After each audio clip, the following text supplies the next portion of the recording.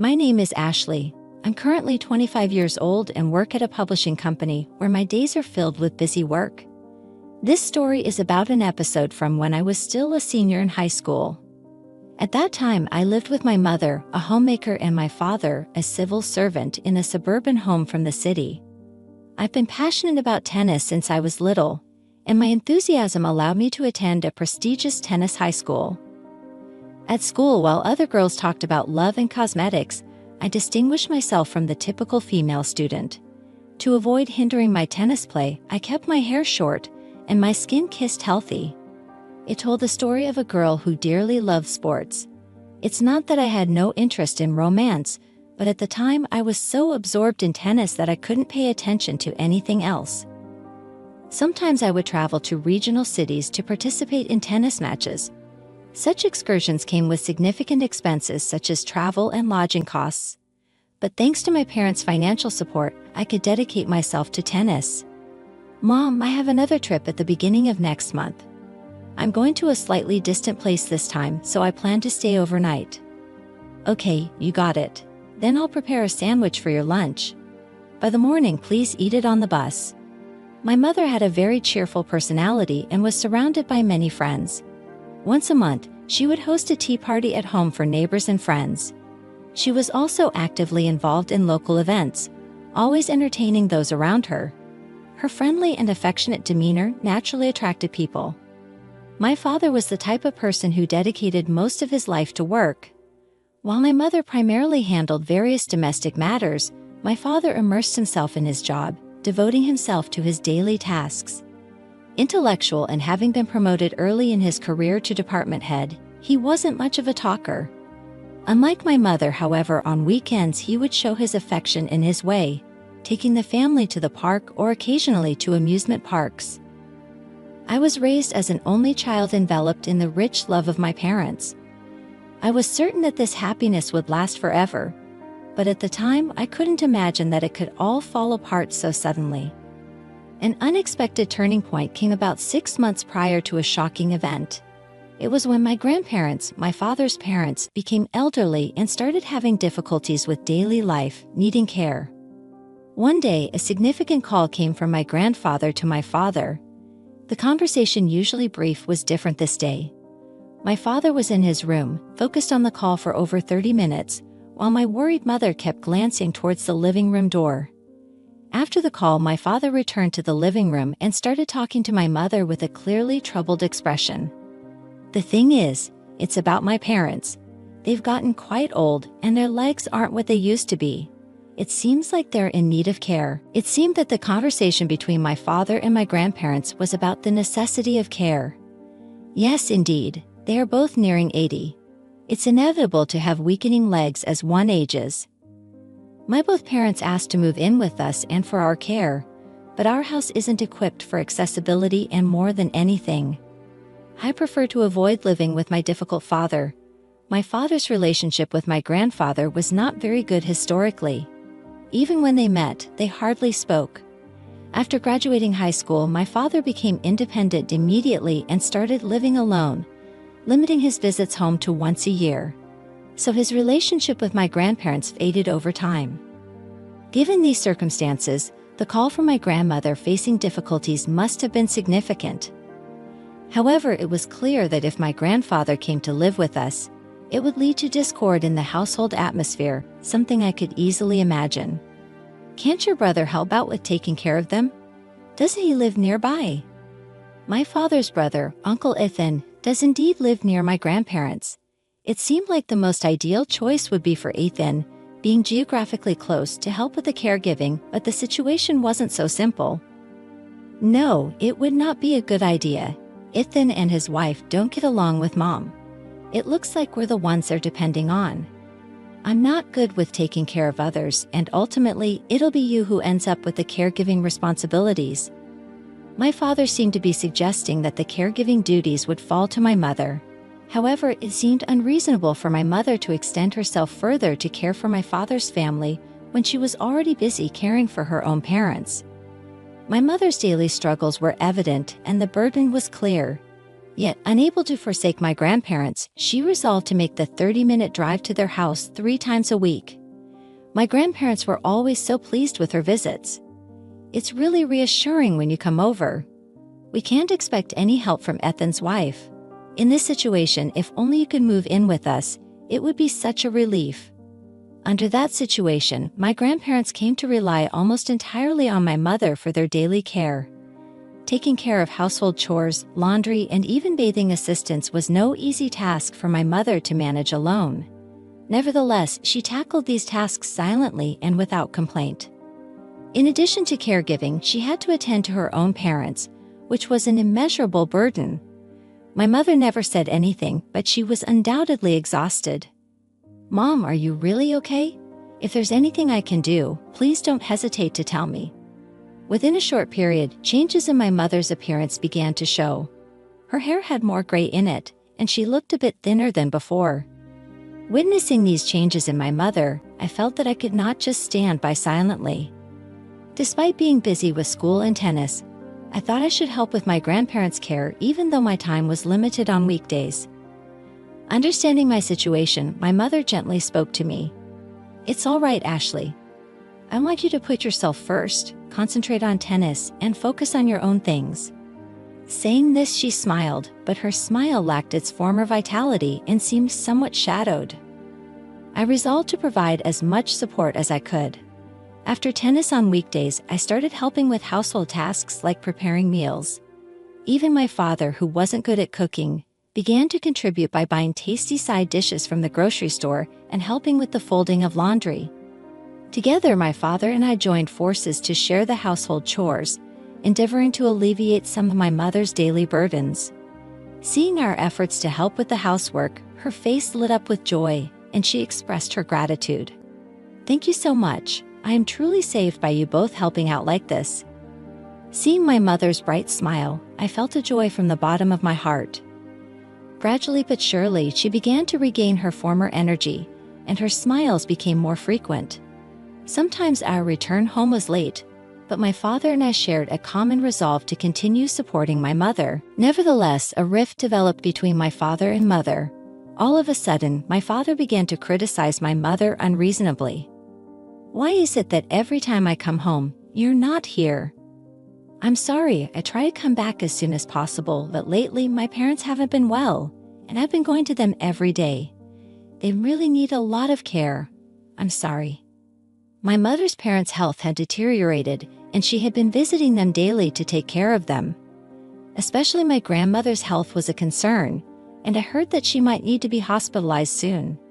"If you think so, then you should take care of Grandma and Grandpa. Yourself. It's not just Ethan. Dad, you rely too much on Mom as well." I was finally able to express the feelings I had been keeping to myself to my father, but he would not listen to my words and did not change his demands towards my mother.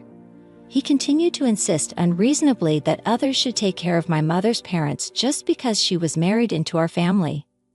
"Enough, both of you.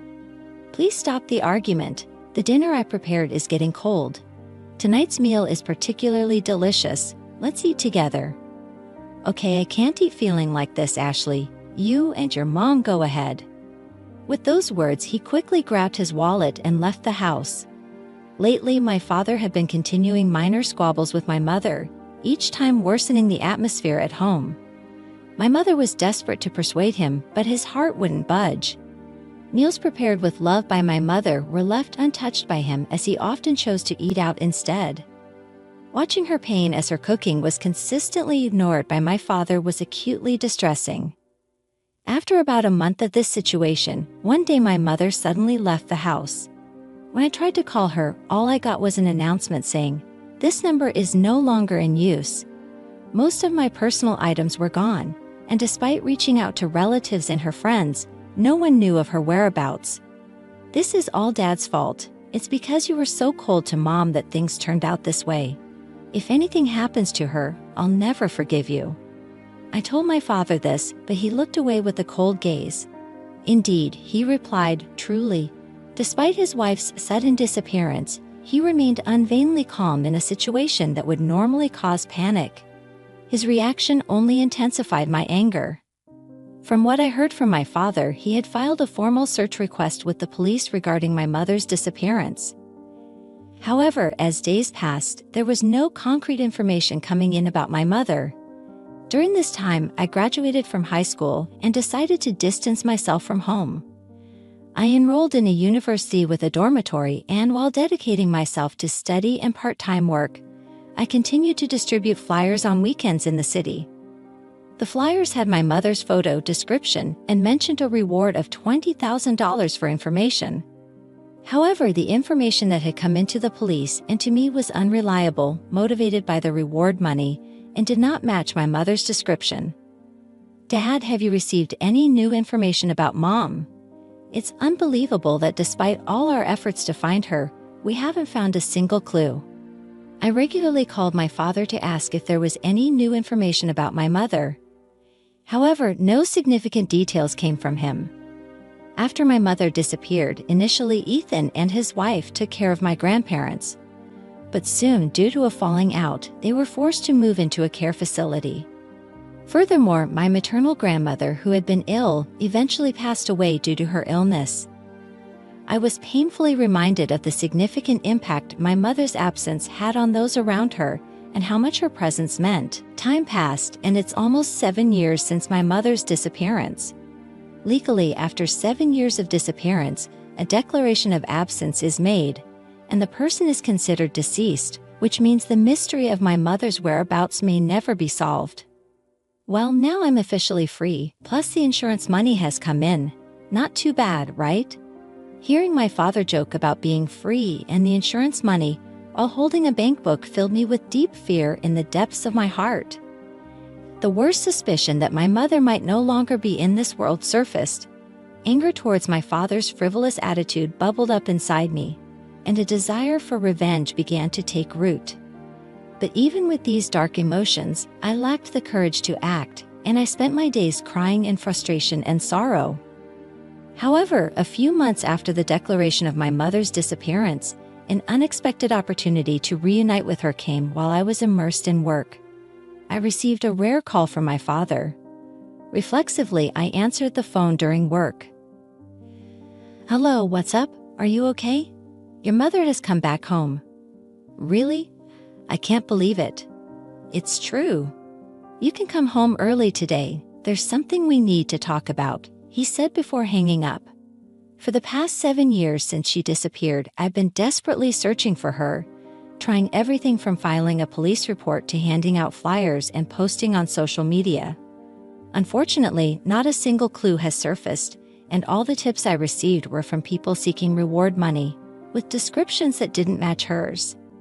As the years passed, the legal declaration of her disappearance was made, and she was declared deceased in the family registry.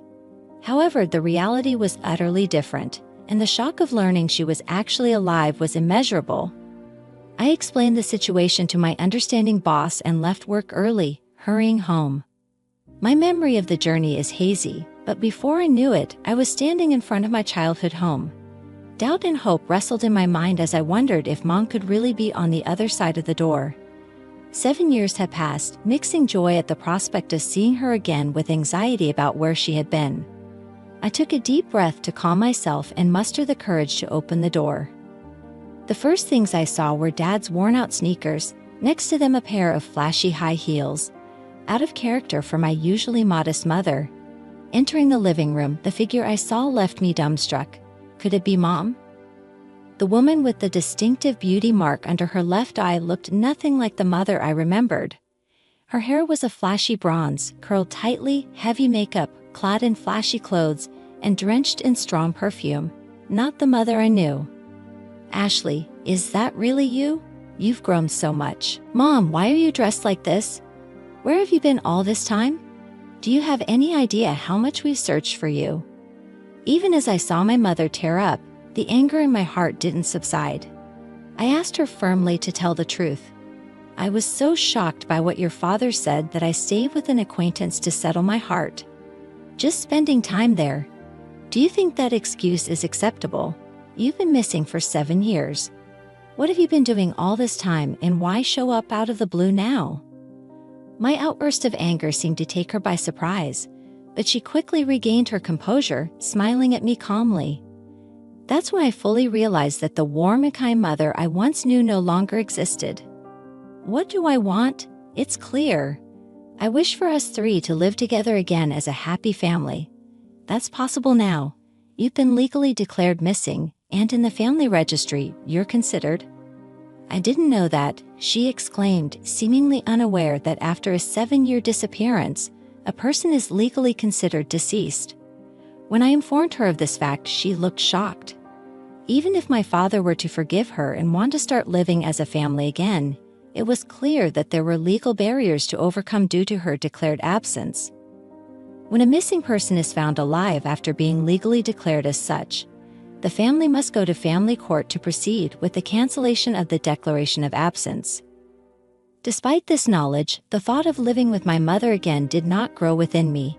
Even though her presence was confirmed, my feelings towards her, whom I had longed to see for so long, were now entangled with complexity. At that moment, my father, who had been silently observing, stood up and walked towards his room. I'm sorry for keeping silent, but I had a detective agency investigate your mother's actions. Inside this envelope are the details of the numerous acts of infidelity that your mother is alleged to have committed. Infidelity? You mean? I was shocked. I took the envelope from him, pulled out the documents inside, and read them carefully. There were detailed accounts of my mother's infidelity over the past few years, including photographs as evidence of her affairs with people I knew, such as acquaintances, family friends, and even school teachers. It made me feel sick with shock. How dare you do this? Invading my privacy like this is unforgivable. What's unforgivable is your behavior. You had been having inappropriate relationships behind my back for months before you left. Wait a minute. Months before leaving? What are you talking about? The reason my father had become cold towards her was that he had discovered her infidelity. My mother had started coming home late 6 months before she left, which seems to have been due to rendezvous with her lover. A few months later, my father's attitude changed drastically, and he became cold towards her. This change was likely due to him sensing my mother's affair. However, why didn't he talk to her directly, and why didn't they get divorced? The reason was astonishing. Actually, your mother was involved with a gangster member at that time and got pregnant with his child. He was quite a dangerous type, and the thought of anything happening to you, I had to be cold. It was all to protect you, to be strict with her on purpose all this time. I thought he was just unilaterally angry at her. I believed my mother left because she couldn't stand the pressure from her husband, but the reality was completely different. Her infidelity and the pregnancy that resulted from it were the real reasons she disappeared from our lives. My father had been portraying her as the villain to protect me from a dangerous person. He must have been worried that if I knew about her lover, I might act impulsively. And to prevent me from being involved in any danger, he kept quiet about her. So why did my mother suddenly appear after all this time? When I asked my father this question, an unexpected answer came back from my mother. Actually, I broke up with that person years ago. I couldn't raise the child on my own, so I reluctantly left the child in an institute. On top of that, I was facing financial difficulties and was about to be evicted from my house for unpaid rent. That's why I wanted to live with my family again and came back here, she said. Filled with anger at her self-centered reasons, I stood up and looked down at her. Can you really say something so irresponsible? Do you think you're behaving like a proper parent, acting only on your own convenience?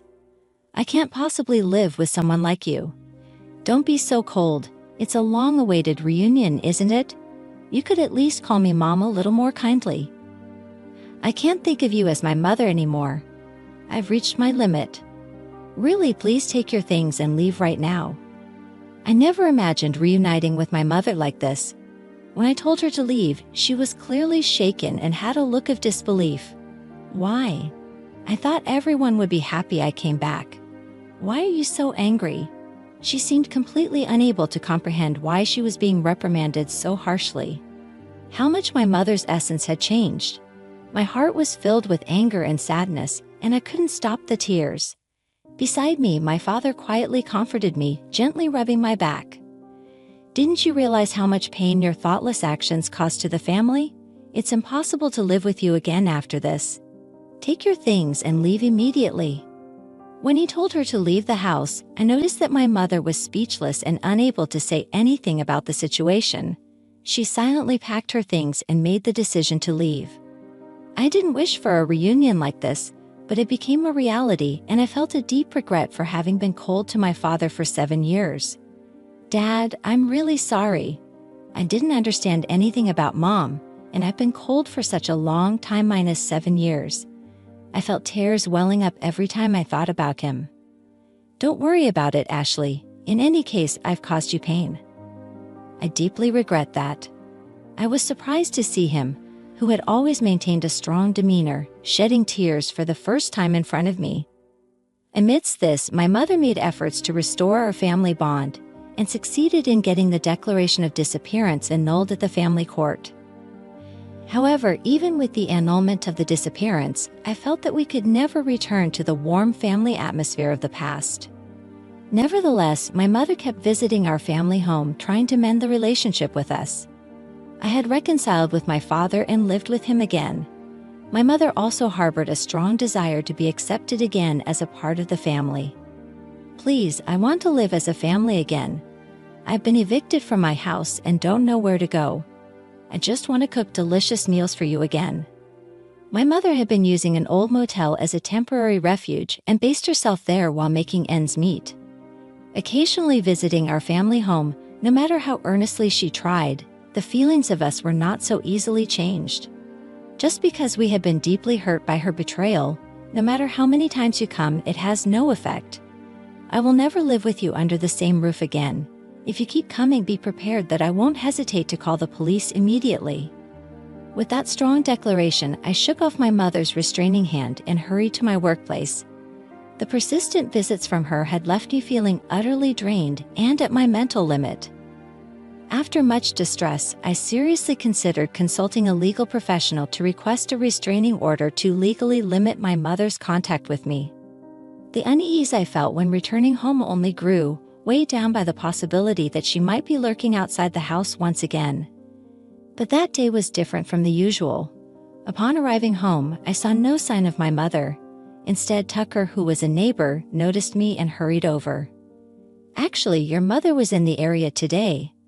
There was some commotion. In the end, we had no choice but to report it to the police. "She was reported to the police? What happened?"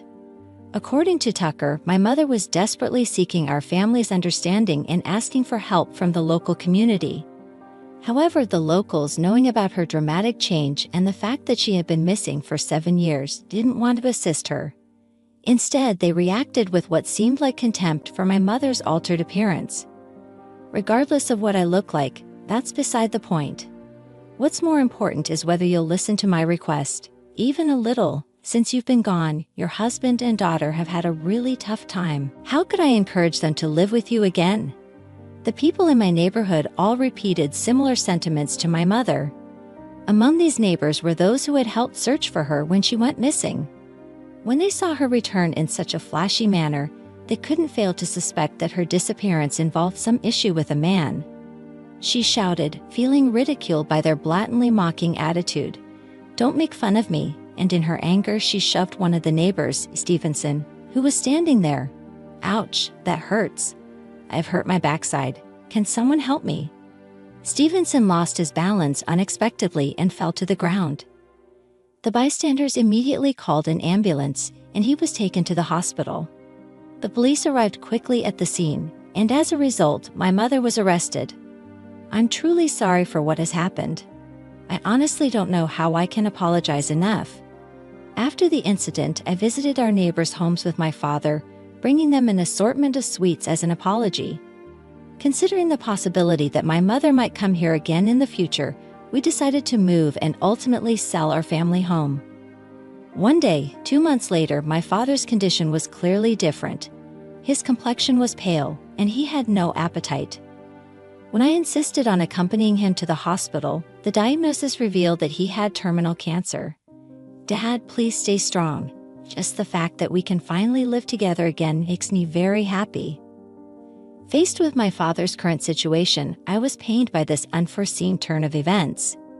Especially, I now felt a strong sense of regret for having been cold to him in the past. Ashley, when you were little, I was always so caught up in work. I didn't give you enough time. I'm truly sorry about that. But now, being able to live together again is the happiest thing for me. I'm deeply grateful.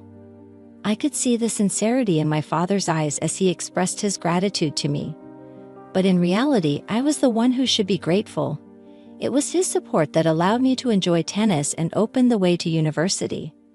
I deeply understood that where I am now and who I am today is all thanks to him. Dad, I am really thankful. Being your daughter has been my greatest pride and joy. As I conveyed my heartfelt thanks, tears of gratitude and emotion quietly streamed down my father's face. Just 2 days after that moving exchange, his health rapidly deteriorated, and he passed away peacefully. During his lifetime, he had spoken to me about his will. Despite the hardship after my mother left, he deeply cared for my future and had saved a considerable amount of money for me. I felt an endless gratitude towards my father. At the same time, a profound sense of loneliness, wishing we could have spent more time together, filled my heart.